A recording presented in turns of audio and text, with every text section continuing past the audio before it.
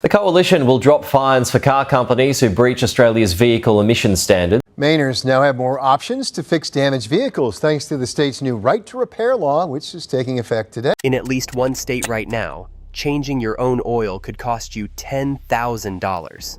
Not a speeding ticket, not a parking fine. A $10,000 penalty for doing in your own driveway what your dad taught you to do when you were 12 years old. Meet Marcus. He bought a 2023 Ford F-150 XLT, paid $66,000 for it, financed it, drove it home feeling like he'd made it.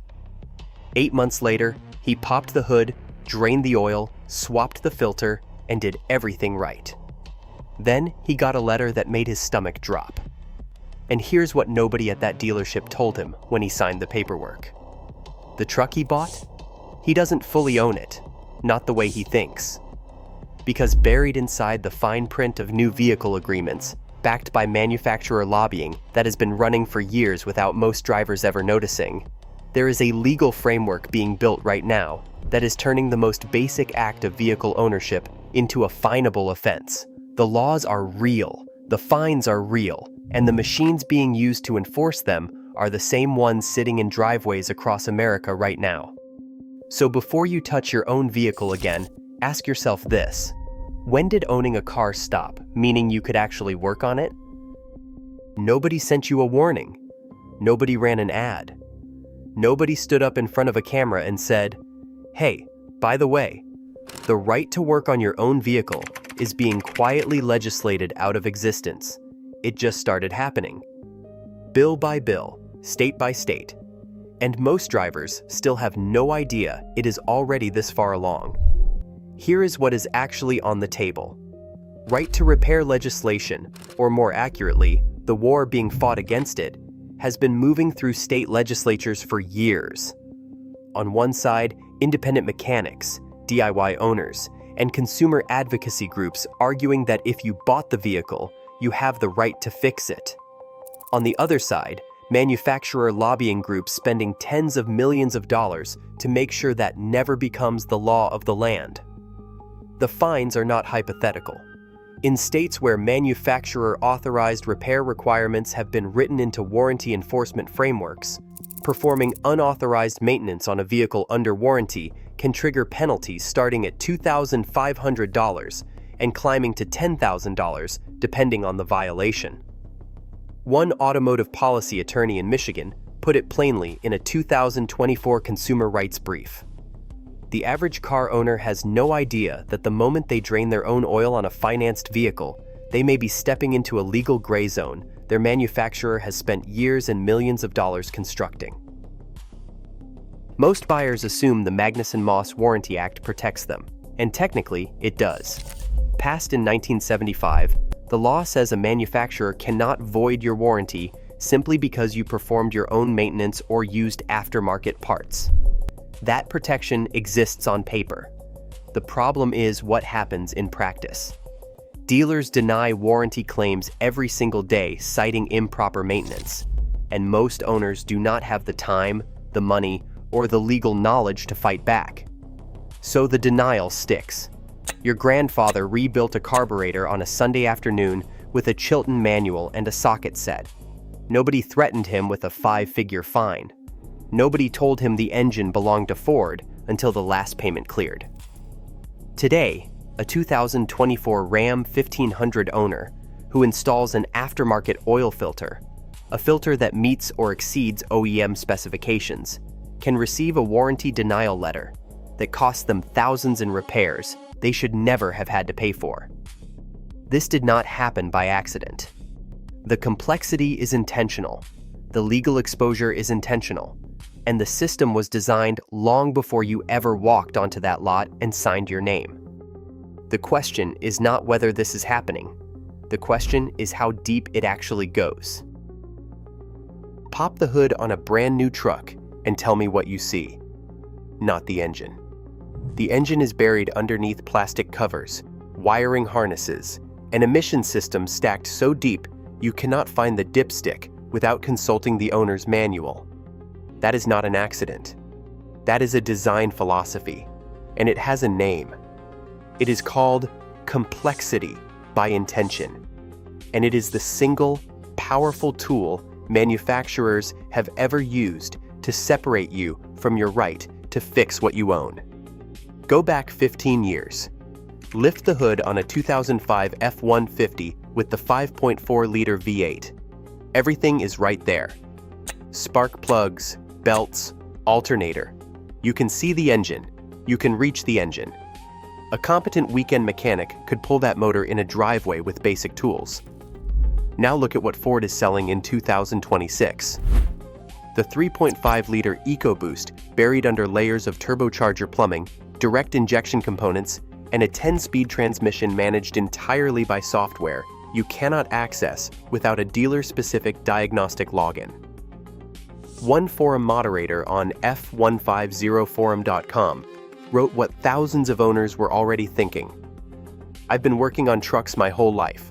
I lifted the hood on my new one and genuinely did not know where to start. It gets worse.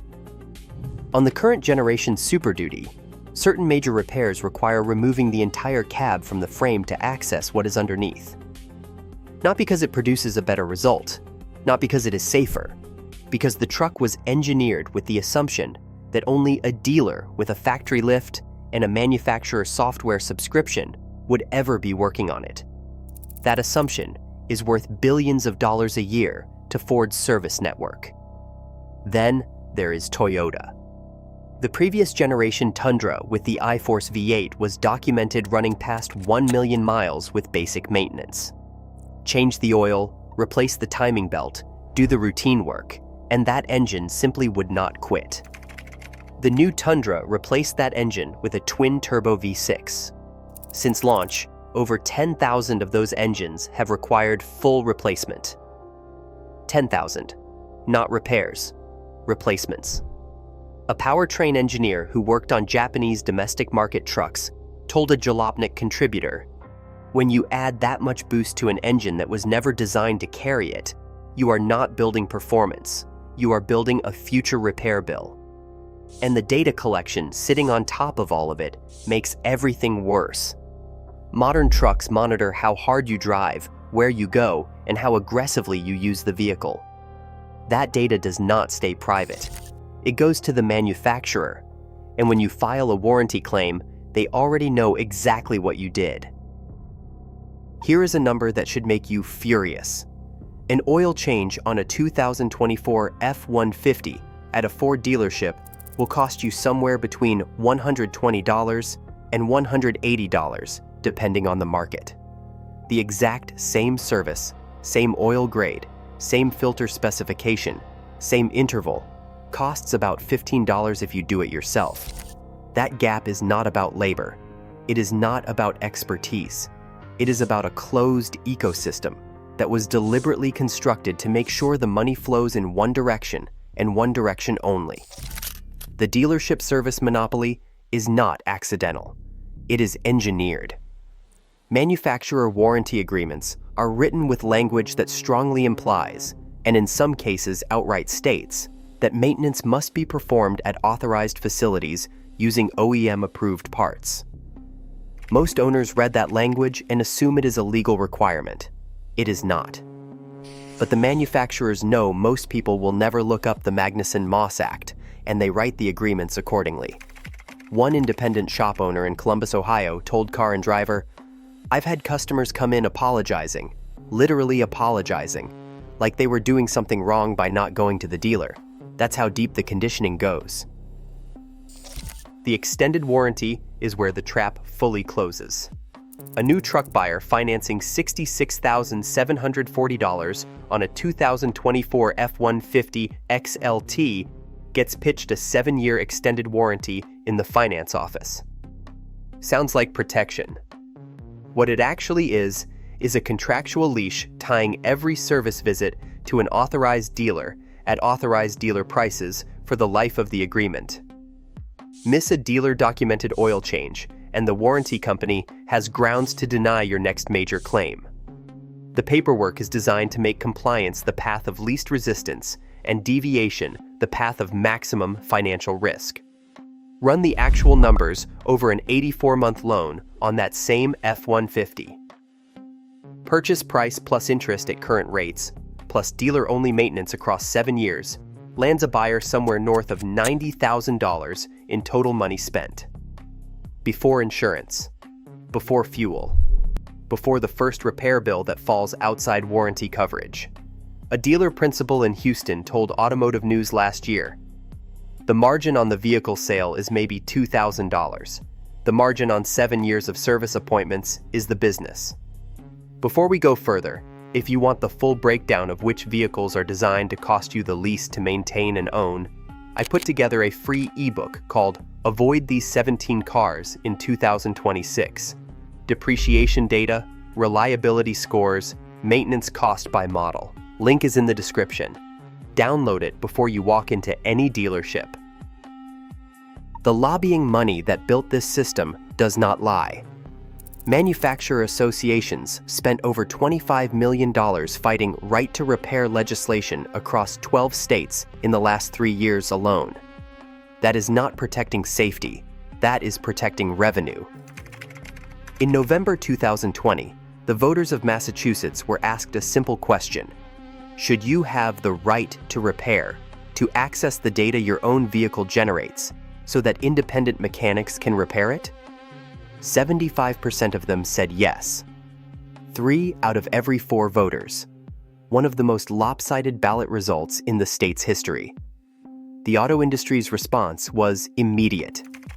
Before the ink was dry, the Alliance for Automotive Innovation filed a federal lawsuit to block the law from taking effect. A law that 3/4 of voters just passed. Blocked. Because the manufacturers decided the voters got it wrong. That is not democracy malfunctioning. That is a billion-dollar industry doing exactly what it was built to do. The right to repair movement did not start with cars. It started with tractors. John Deere spent years locking farmers out of their own equipment with proprietary software that made it illegal. Not just inconvenient, but legally prohibited to repair a machine sitting in their own field. A farmer in Nebraska told Reuters, "I bought this tractor. I own this tractor. But if the software throws a code, I have to wait 3 days for a dealer technician to drive out and plug in a laptop. Meanwhile, my crop is sitting in the field." The auto industry watched what John Deere built and took notes. The same playbook, the same software locks, the same legal architecture, just applied to 280 million registered vehicles instead of farm equipment. At the federal level, right-to-repair bills have been introduced in multiple congressional sessions and died quietly every single time. The Repair Act, the SMART Act. Proposals that would have guaranteed vehicle owners and independent shops access to the same diagnostic tools and data that manufacturer-authorized dealers use. All of them stalled. The lobbying expenditure reports tell you exactly why. In the most recent congressional session, automotive manufacturer associations and their affiliated groups outspent right-to-repair advocates by a ratio of roughly 40-1.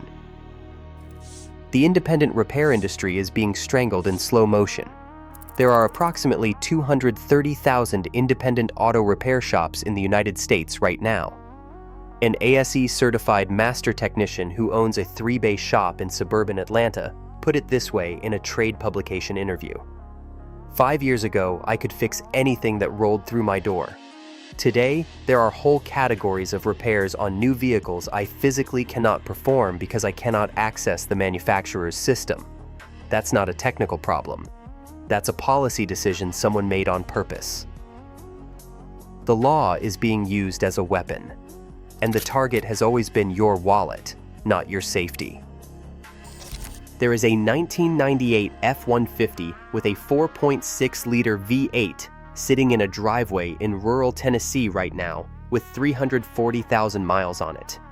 The owner has never taken it to a dealership. He changes his own oil. He replaces his own brakes. When the fuel pump went out 3 years ago, he bought the part for $48 at AutoZone, watched a YouTube video, and had it running before dinner. Total repair cost, $48 and 2 hours. The truck is worth roughly what he paid for it 20 years ago, possibly more. Because clean, simple, mechanically honest trucks are not losing value anymore. They are gaining it. That is not nostalgia. That is a financial strategy.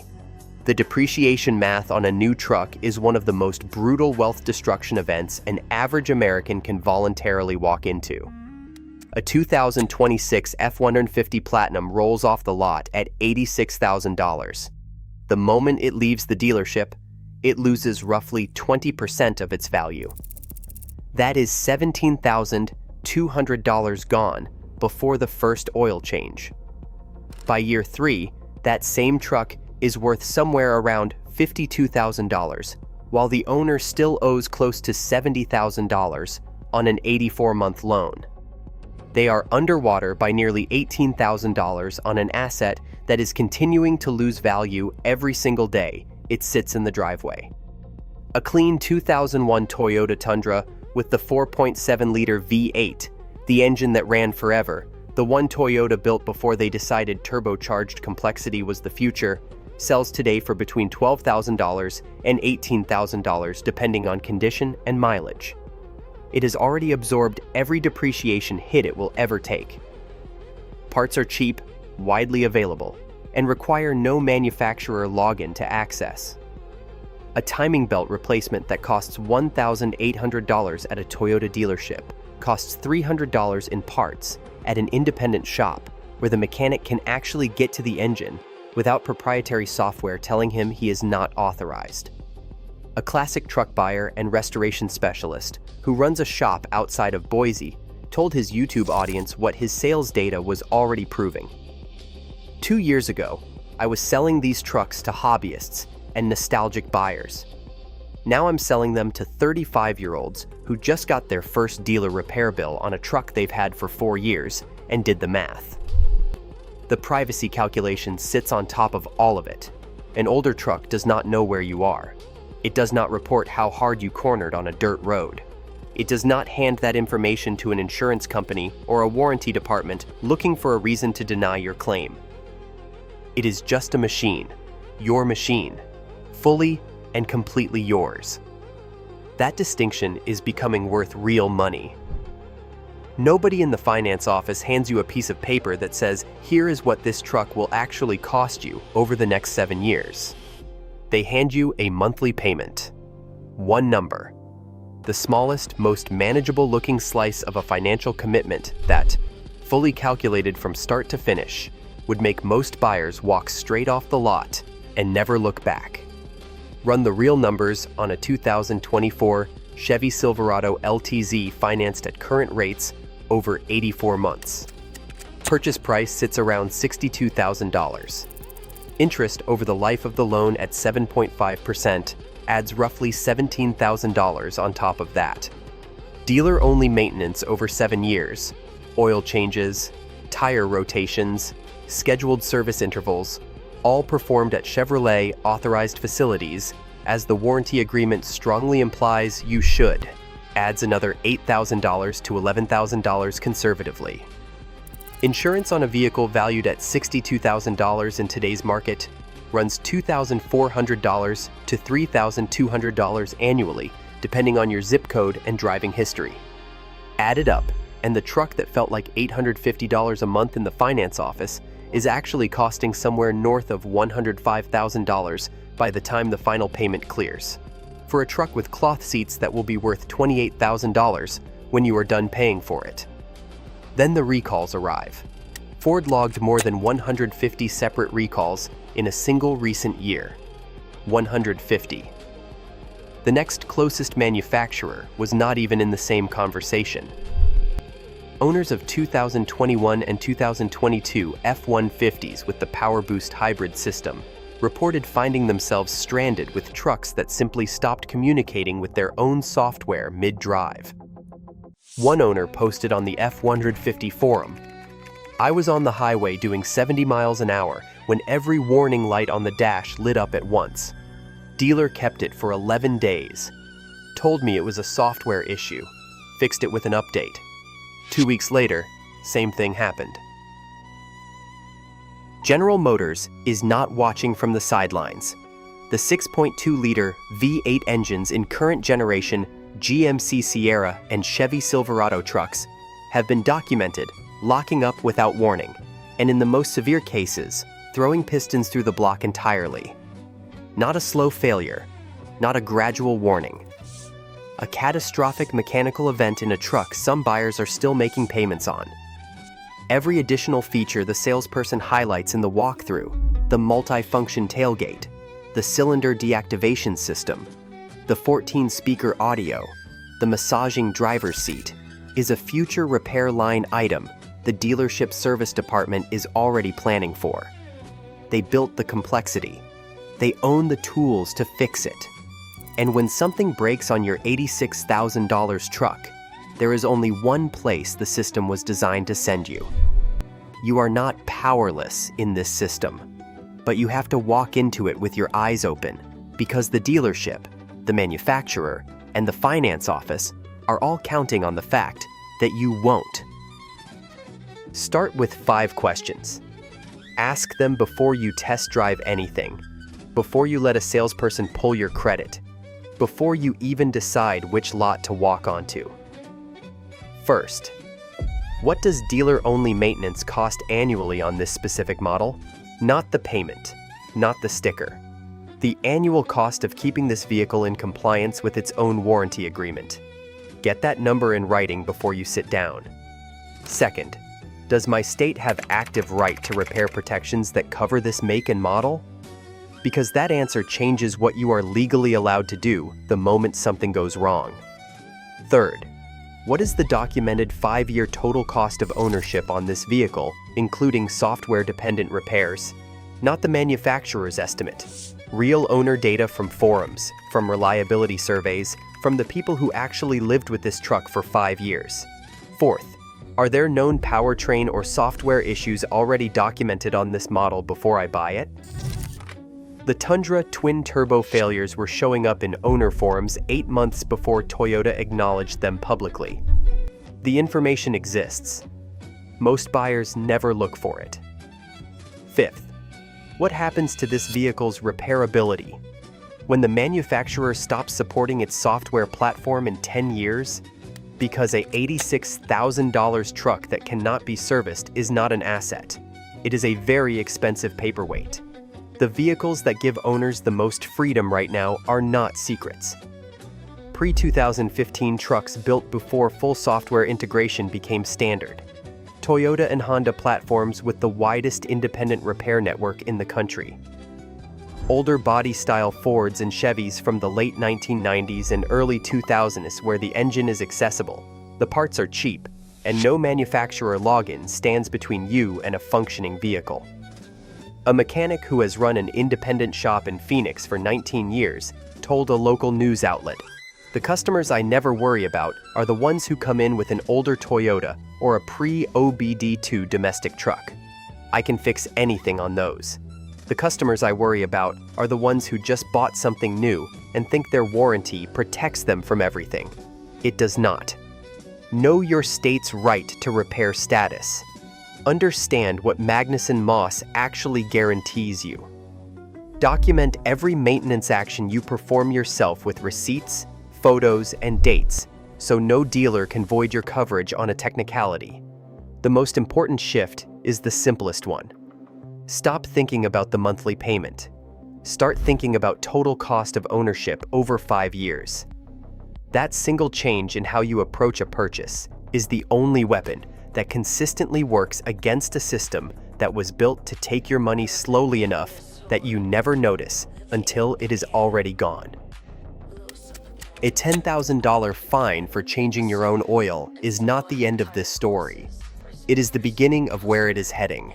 The complexity is intentional. The software locks are intentional. The legal framework being built around your vehicle is intentional.